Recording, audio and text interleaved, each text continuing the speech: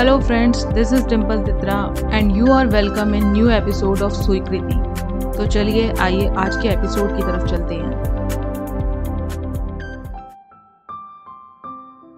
स्वीकृति, कहानी आत्मग्लानि की, पार्ट 5। श्रद्धा अपार्टमेंट, यही नाम रॉबिन की कॉलोनी के मेन गेट के बोर्ड पर लिखा था। रॉबिन मेरे बचपन का पुराना दोस्त था जो मेरे साथ 9वीं क्लास तक पढ़ा था। उसके बाद मेरे पापा ने मुझे आगे की पढ़ाई के लिए कनाडा वाले मामा जी के यहाँ भेज दिया था।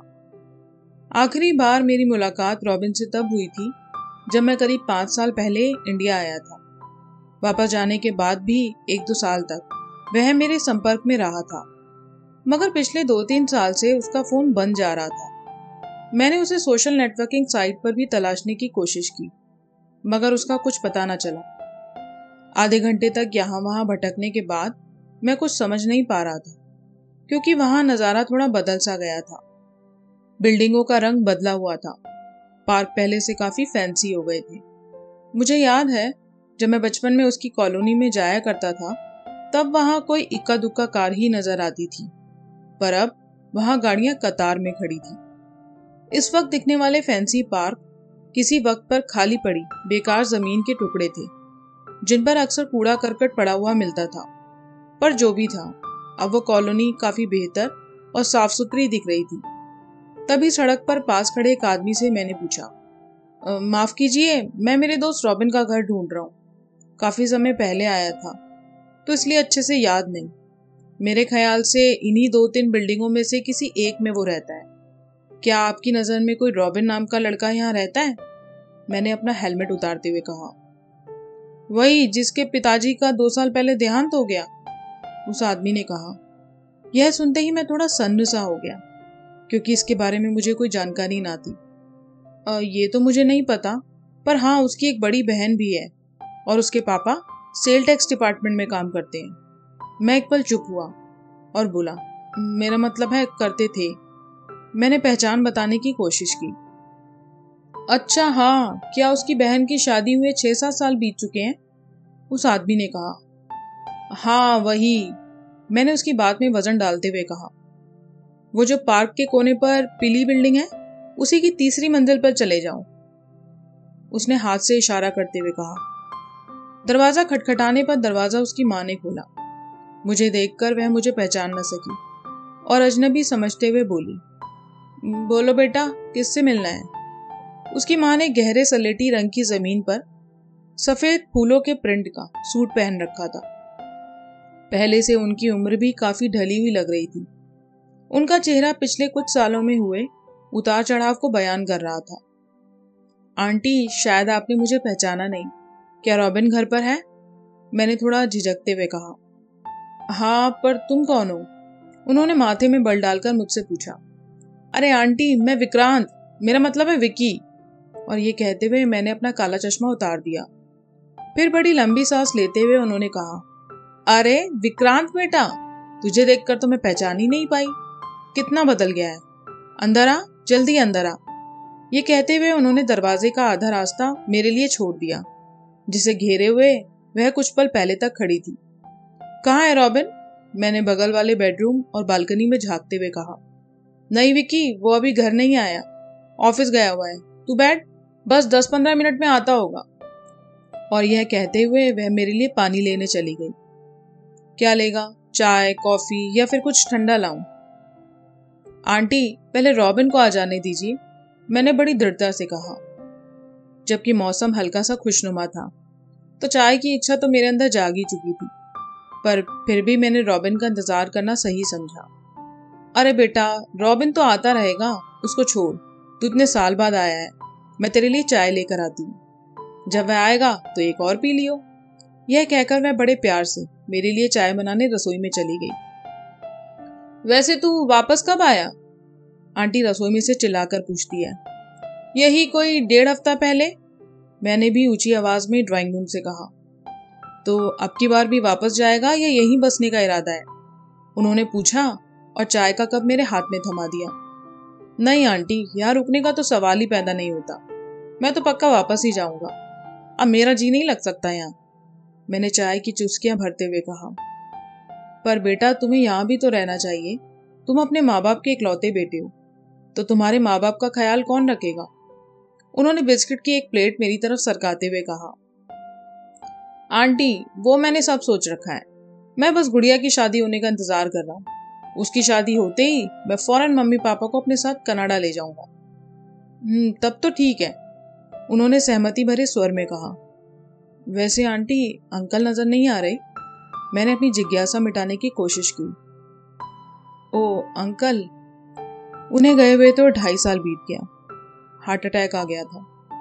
उन्होंने बड़े लाचार चेहरे के साथ इस बात का जवाब दिया। ये कहते ही उनकी आंखें छलक गई और गला भी भर आया। आंटी, मुझे माफ करना, मुझे इसके बारे में अंदाजा नहीं था। नहीं बेटा, इसमें माफी की क्या बात है? ये तो जिंदगी है, एक ना एक दिन सबको जाना है, कोई पहले तो कोई बाद में। तभी मेन डोर की घंटी बजी और रॉबिन घर आया। वह भी मुझे बड़े अजीब अंदाज से देखने लगा। रॉबिन को देखकर भी साफ पता चल रहा था कि अब वह पहले वाला रॉबिन नहीं था जो मस्त मौला जिंदगी जीता था। वह भी पहले से काफी कमजोर और उदासीन सा मालूम पड़ता था। मुझे देखते ही रॉबिन मेरी तरफ दौड़ पड़ा और उसने मुझे गले से लगा लिया। फिर हम दोनों दोस्तों ने बैठकर खूब सारी बातें की और चाय का आनंद भी साथ में लिया। बैठकर हमने पुराने दिनों को भी खूब याद किया और याद करते करते हम अपने समोसों की दुकान को याद करने लगे। यह सुनते ही रॉबिन ने कहा, अगर तेरा इतना ही मन कर रहा है तो फिर देर किस बात की, चल अभी खिला लाता हूँ।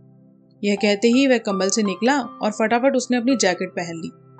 माँ, दरवाजा बंद कर लो, हम बाहर जा रहे हैं, उसने अपने जूते पहनते हुए चिल्लाते हुए कहा। पर बेटा जल्दी आना, रात के खाने तक तो आ जाना, उसकी माँ किचन से झांक कर बोली। और तेरे बचपन का प्यार, तेरी सिमरन के क्या हाल है? आज भी तेरे साथ है या नहीं? मैंने ये सवाल तब किया जब हम बिल्डिंग की सीढ़ियां उतर रहे थे। हाँ यार, आज भी हम एक साथ हैं। अभी तक? बड़ी हैरानी की बात है। मैं एक पल को सीढ़ी पर रुक गया।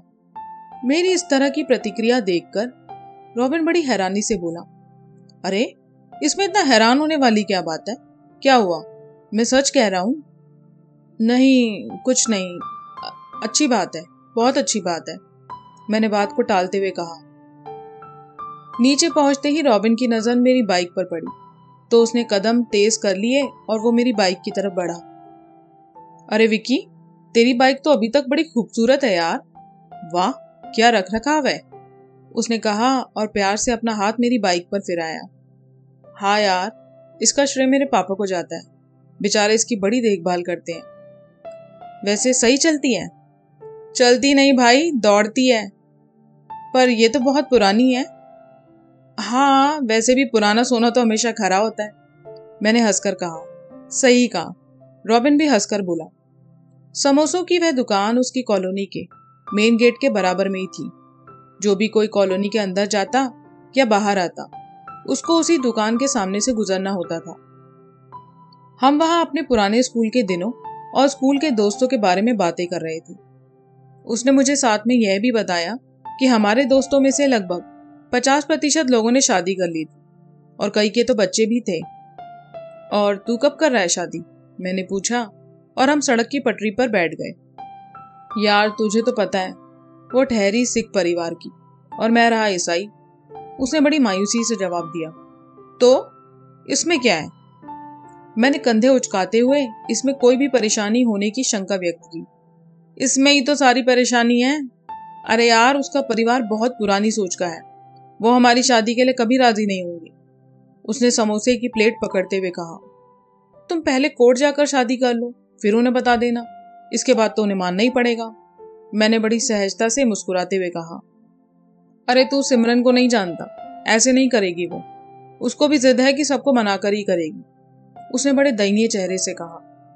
ओहो, ऐसे तो हो चुकी, तब तो तू उसे बोल दे कि तेरे तरीके से कर ले, फायदे में रहेगी, वरना सारी जिंदगी अपने घर बैठी रहे या फिर किसी और से कर ले। बकवास बंद कर विक्की, रॉबिन ने माथा सिकोड़ कर कहा। जब हम लोग अपनी ही बातों में उलझे हुए थे तो मेरी नजर एक लड़की पर पड़ी जो हमारी उस समोसे की दुकान के सामने से गुजर रही थी। कहने को तो वो एक आम सी लड़की थी, पर फिर भी मेरी नजरें उसके चेहरे पर आखिर तक टिकी रही, तब तक जब तक कि वो मेरी नजर से ओझल ना हो गई। एक चीज जिसने मुझे उसे देखने पर मजबूर कर दिया था वो थी उसकी सादगी, जो मुझे पिछले कई सालों से दिखी नहीं थी, क्योंकि मैं उस चकाचौंध भरे कनाडा में जो था। उसने एक पीले रंग का कुर्ता चूड़ीदार के साथ पहना था और उस पर काली रंग की कार्डिगन बहुत उभर कर दिख रही थी। उसके रेशमी बाल काफी लंबे, या यूं कहो कि कमर से भी नीचे थे। चलते वक्त उसके बाल उसकी कमर पर दाएं बाएं चल रहे थे। उसकी नजर आगे सड़क पर थी, जबकि मेरी उस पर। मैं उसकी खूबसूरती का दीदार कर ही रहा था कि तभी रॉबिन बीच में कुछ बोल पड़ा और मुझे अपनी नजरें उस लड़की से हटाकर रॉबिन की तरफ करनी पड़ी। 2 पल बाद रॉबिन की बात पूरी होते ही जैसे ही मैंने उस हसीन चेहरे को दोबारा देखने का सोचा, मेरी बदकिस्मती से वो जा चुकी थी। अरे, इतना ध्यान से वहां सड़क पर क्या देखे जा रहा है? रॉबिन की चालाक नजरों ने भांप लिया। कुछ नहीं, कुछ भी तो नहीं। चल रॉबिन, अब मैं घर चलूं। मैं उठकर जाने के लिए खड़ा हो गया। उस रात जब मैं अपने बिस्तर पर सोने की कोशिश कर रहा था, तब आंखें बंद करते ही एक चेहरा बार बार नजर आ रहा था। मैं जितनी बार आंखें बंद करता तो वो मेरे सामने आ जाती। वही लड़की जो उस शाम रॉबिन की कॉलोनी में दिखी थी। एक पल को तो मैं सोच में पड़ गया कि ऐसी भी कोई खास बात नहीं थी उसमें, तो फिर इस कदर मेरे दिमाग पर कब्जा सा क्यों कर रही है? मेरी वो पूरी रात बस करवटें बदलने में निकल गई।